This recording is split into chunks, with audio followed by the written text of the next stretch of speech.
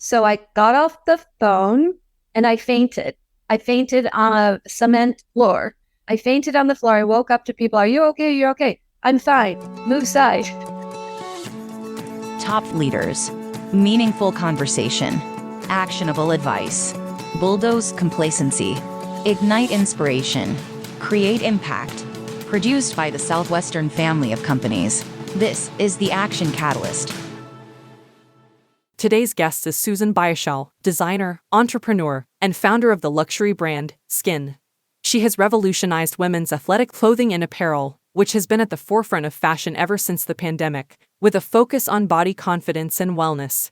We hope you enjoy this look into the world of fashion. Well, Susan, it is super nice to meet you. Thank you for being here. Thank you, Stephanie. It's wonderful to meet you. So I've got to come right out of the gates with a big, strong question. I see you're from Wisconsin. Go Badgers. Cheesehead. How do you feel about Aaron Rodgers going to the Jets? Oh, don't ask me about that. I go back to like Bart Starr days and Vince Lombardi. I'll let you off the hook. Well, enough about that. Back to you. You have such an amazing story. I remember when COVID hit, there was so much doom and gloom and fear, but yet you would have these people pop up and talk about just amazing things that were coming out of it and would come out of it. And I think one of the huge positives that came out of it is an awareness around mental health, physical health, all those things. And you obviously had this company for a long time prior to COVID, but then there was kind of this boom created because of that. So just share with me a little bit about your story prior to that with this amazing company, and then what COVID meant for you and your company. Okay, sure. Well, prior to COVID, I actually started the brand almost 20 years ago now. And it was with a mission that skin, the 4-letter word, which I was able to trademark, I knew was such a powerful word. If you've ever thought about it, the skin on your body, the largest organ, right, is so delicate and thin, but yet it holds up this whole body. I don't even know how that's possible. If it were a balloon and you tried to put your body inside, all the blood, the guts, the bones, the organs, I don't think it would stand. So it's really incredible. So I knew that I had a powerful mantra, but I started the company and named it Skin because skin is a container that holds this whole body. It holds the physical body, the mental body, the spirit body. And I had a vision that I wasn't just going to be creating a clothing brand. Everything was much deeper for me. I had a history in fashion, but I never cultivated a lot of friends in the fashion industry. I don't know. I just always looking for meaning in things. And my vision was always to address the body progressively as the brand grew. So we started with the innermost intimate parts with the lingerie, loungewear that touched the body. And during COVID, our company actually almost doubled. We were fortunate because we had the kind of clothing people needed to wear then, but we've always been offering comfort. The number one value of the brand in the clothing side is comfort. How does it feel on your skin? We want women to feel comfortable in their skin. That's, again, addressing the body. Feeling good first about yourself is the start to feeling mentally whole and healthy. Why this for you? Why this for me? I think we're all born to do something. And actually, I was studying fashion out of college, and I ran track in college. And that was my big thing. I really wanted to go away on the weekends and run meets and go on spring break to Florida, and actually kind of signed up for fashion as my major because they had an internship program where you could go somewhere. So I found that I am a very dynamic person. I need a lot of things in my life. I'm a problem solver. I like scanning the world. I like adventure.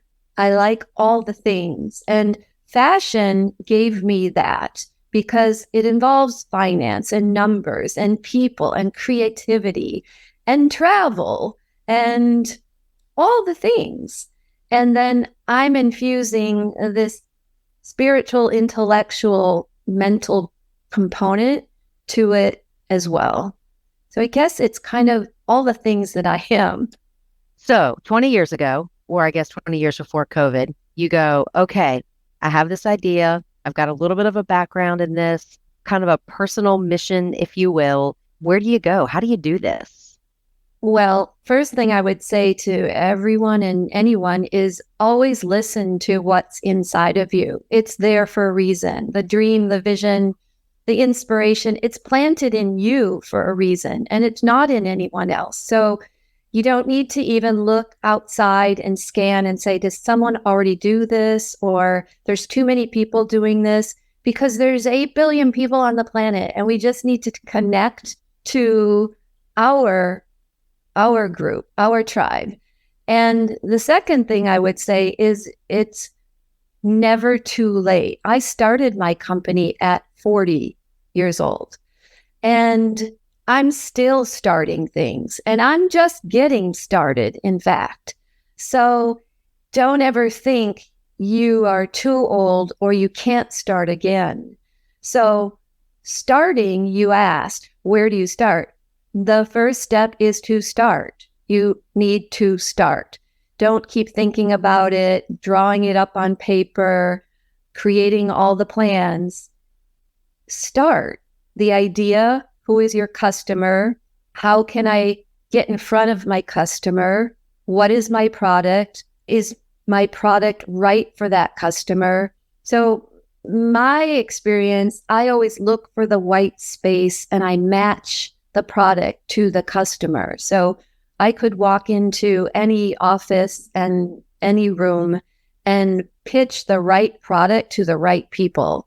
It may not be my product, but if I'm building a product, you better believe I will find and know who the right people are and know why they need my product and present it thoughtfully for them to understand why they would need it. First of all, do you have a skincare line? But when you said you started the business at 40 and I did the math, I am thinking, oh my gosh. So I'm going to need some skincare tips later. I'm working. Oh, that's exciting. What did you do before? I worked in fashion. I started my career at Neiman Marcus back in the day when Stanley Marcus was there. And in fact, it was the only company that I would even consider working for, because Stanley Marcus created an experience. He created magic in stores. And at a young age, that was my jam. That's what I was doing. I was always into creating an experience, which is also part of my brand. It's a sensory experience. Anyway, so I started my career at Neiman Marcus. But I have to tell you, when I graduated college, it was during a recession. And to even get an on-campus interview, you had to put your name in a hat and be picked to interview with a company. And I didn't get picked for Neiman Marcus. But I got all dressed up in my business suit and I went and sat at the office at 7 a.m. and I waited where I knew they were going to conduct the interviews. And a man walks in dressed with a briefcase. And I said, "Excuse me, are you from Neiman Marcus?" And he said, "Well, yes, I am." And I told him the story. And I said, "Would you have any time today or over the next 3 days to fit me in for an interview?" And he said, "Well, yes, of course. Come on in." Long story short, a month later, I got the envelope in the mail accepting into the executive training program. So that's where I started. I knew I wanted to be creating meaningful, detail-oriented experiences for people. So I worked for Neiman Marcus for 6 years. Then I worked for a small, not so small, like $30 million company, mom and pop fashion company. And there I opened the first Jill Sanders store in America. And then I moved to New York. The reason why I moved to New York was because we sold the company to a venture capitalist, and they required a corporate CEO to come in and run the company. And that kind of didn't work out. They didn't have the same value system, same alignment as our core customer base. So I saw the writing on the wall and I left. And where do you go in fashion? It's either New York or LA. So I came to New York and then I worked on the wholesale side and learned that side of the business. So I had retail, I had wholesale. I was always itching to have my own company, but I didn't know what my big idea was. It took me a long time to figure it out. I trust the net will be there, but I need space to figure it out. So I think I was $50,000 in credit card debt when I moved to New York, moving here, paying like crazy rents that you've never seen before. I approached a couple of designers who were selling lingerie and I said, let me sell it for you. I'll sell it. You just pay me a commission. And by being in the lingerie industry selling their product, I saw white space. And then because I was on the wholesale side, I had connections with factories. And then I called them and they said, here's my idea. Will you produce for me? And, you're a startup, so you need people to help finance. They agreed. And that's where I started. That's an incredible journey. And honestly, when I was reading through your bio, it can come across as it just seems so seamless and so easy.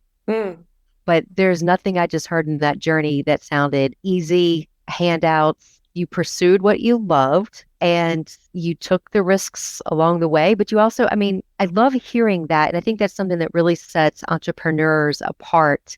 That's what you do. But that's also what gave you ownership, don't you think? Well, entrepreneurship is not easy. Listen, life is not easy. I'm good at making it look easy because I love life. And the way you get through the recession of 2008, the pandemics, the what's coming, all of it, the way you get through it is just accepting these are the realities. Now what? Next step. It's always, okay, that happened. Next. Now what do I do? Next. Just the biggest, I think, skill that entrepreneurs, business people need, and certainly the successful winning ones have, and that's resilience. It's just the ability to get up every day because somebody quits right when you're ready to launch. Some, bank calls for something, there's someone ships late, the internet goes down. There's always going to be something. It's not easy. I'll tell you, so when I launched, I went out and sold. I created the collection. The factory was working with me. They didn't finance me. There was supposed to be a group who was financing. It was a month before we were to ship it. I called the factory, check up on them. How's it going? Everything good? He's like, what production? What are you talking about? I said, what? What do you mean? He basically said, well, we never got the money. We never started the production. And I had sold to major stores, names you would know of. My credibility is everything. So I got off the phone and I fainted. I fainted on a cement floor. I fainted on the floor. I woke up to people. Are you okay? You're okay. I'm fine. Move side. I went to my desk. I went to my computer. I cashed out my 401k. And then called the factory and said, I'm going to be the sole owner. I will be financing it. Will you still work with me? Will you produce? They said yes. I transferred the money. I moved forward. I emailed and called every one of the clients that purchased from me because obviously now it's going to be late. The production cycle is late, and that's a big no-no in retail world. You got to deliver on time. So I personally reached out to every client. Everyone said yes. They would take it 3 months late, but it's never easy. I do love challenges. I do love the ride. I do love the ups and downs. I think I'm built for challenge. Where does that come from? And I want to touch on the word you mentioned, resiliency. I get that you're an athlete and you are a college athlete, so I know a lot of it that's just in that mentality, but going way, way back, where does that come from? That's a really good question because I knew a man, he wrote a book, Are Entrepreneurs Born or Made? And I've recently had a discussion with some people about your childhood and how has it shaped you. And I would say I actually didn't even think about it until about a year ago, the connection between events in my childhood that may have shaped me. But I would say a lot of my brothers and sisters are similar. We all have a work ethic. We all have respect. We all were taught to say hello to people in the room, to greet people, to thank people, to be grateful for things.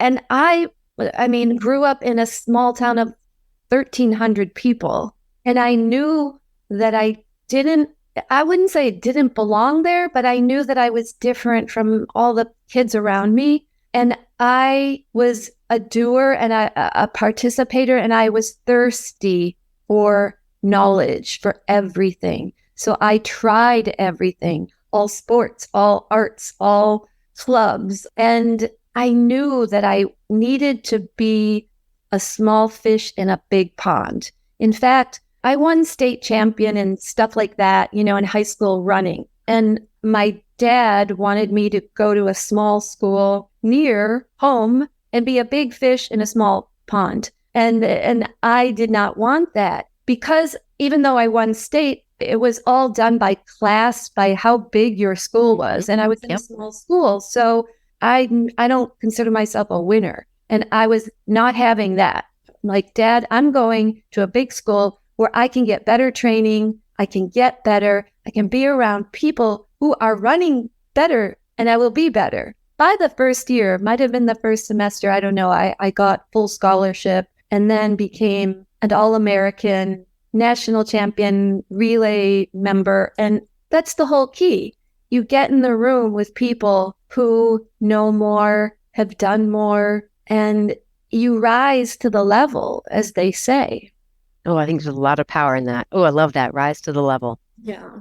As you think back through the years, who were some of your key influencers? Either it was, hey, I want to go be just like that person, positive, or, yep, I see what they're doing and I'm never going to run my business like that. This is a really interesting question. And the answer may not be liked by everyone because, as I said, I didn't start my company until I was 40. And even when I started my company, it was head down, nose to the grindstone. And I had asked myself, who do I look up to? Who are people I aspire to be like? I honestly didn't know who they were. It's a good skill to be independent, and it's a good skill to be able to do a lot, but you can go faster and bigger with others.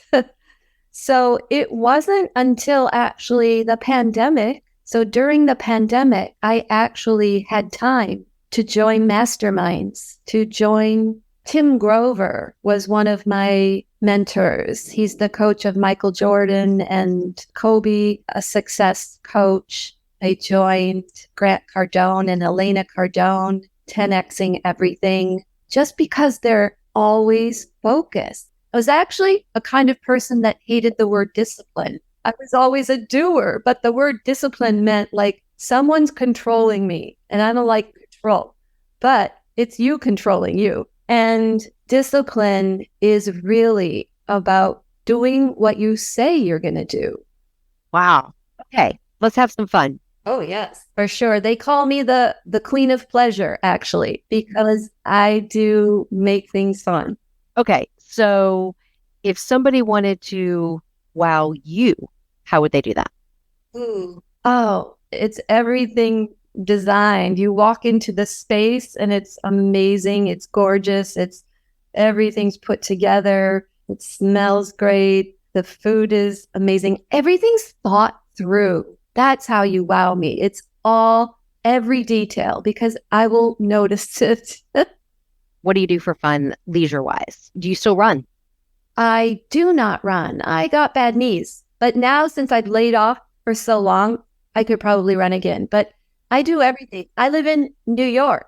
Like, You cannot leave New York once you live in New York. I wake up every day and I'm in love. You can ask anyone. I wake up and say hello to the sun. It is an amazing place to be. I'm an adventurer and eyes wide open. So I actually sing, and I'm not a singer, but I sing because it's fun and it challenges me. I sing on a stage every now and then. I go to the arts. I go to the plays. I go to the restaurants. I go to Central Park. I have a dog, a cat. I do everything in Manhattan that there is to do. There are some days I just Google what's there to do today in New York, and I go and do it.